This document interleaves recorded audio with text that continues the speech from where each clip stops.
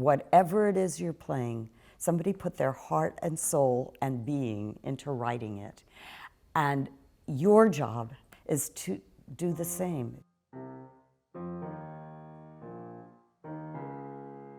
I'd say almost every lesson starts with a question, how's your week been? And sometimes there's a fairly lengthy and demoralized answer, and sometimes there's a really quick answer, great, and often something in between. But we do start with a sort of just, how are you? Because how you are has a big impact on how that lesson's going to be. Okay, so after that, we usually do a little bit of technique, scales and arpeggios, and then we jump into pieces.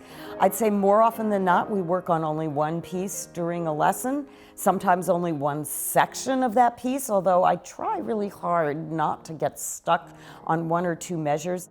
And we also usually talk about choices of repertoire.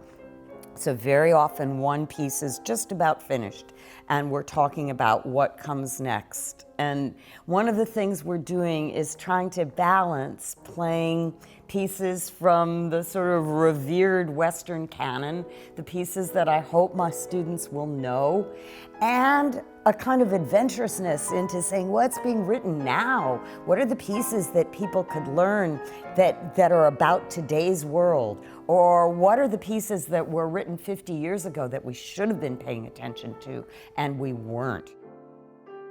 If you decide to become a performance major, then you are committing yourself to spending several hours a day alone in a practice room, just you and the piano and the composer. And I guess in deciding whether that's what you really want to do, it would be good to do as much of it as possible ahead of time and find out if it makes you happy or not. One good way to do that is to immerse yourself in summer. Some sort of festival. I know that my decision to become a pianist didn't happen until I was 16 years old and spent the summer at Interlaken. My parents knew nothing about music. My mother had taken a few piano lessons and remembered how to read the treble clef. My father knew nothing, and we did not have a piano. So it was sort of happenstance that we spent a summer in a rental place that had a piano in the basement. And for some reason, I fell in love with it. That I still remember there was a John Schaum book, and it had Beethoven's Ninth Symphony in it. And my mother was able to sort of pick out the treble clef notes, and I was just incredibly excited. And then when we went back, I grew up in St. Louis. When we went back to St. Louis, we rented an apartment that happened to be across the hall from someone who had a piano.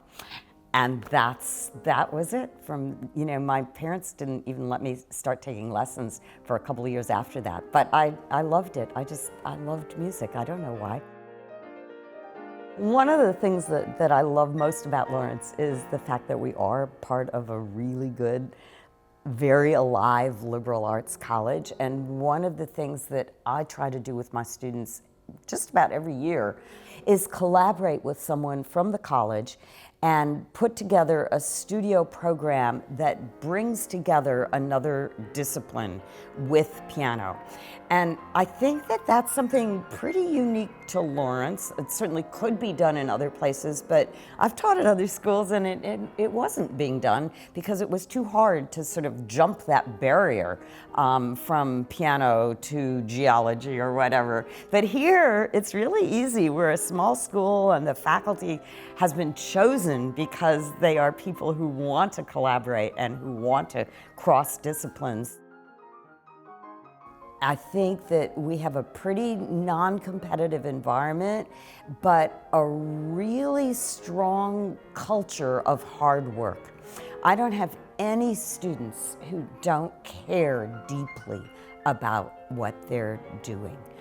And that, of course, makes teaching here really wonderful. And I think it also makes studying here really special because there's an expectation that you will work really hard, that the standards are high, that you will do well, but also that you will not be getting constantly compared to someone else, that it's about who you are and figuring out what you do best. And I think that's something really special about Lawrence and just incredible. incredibly valuable.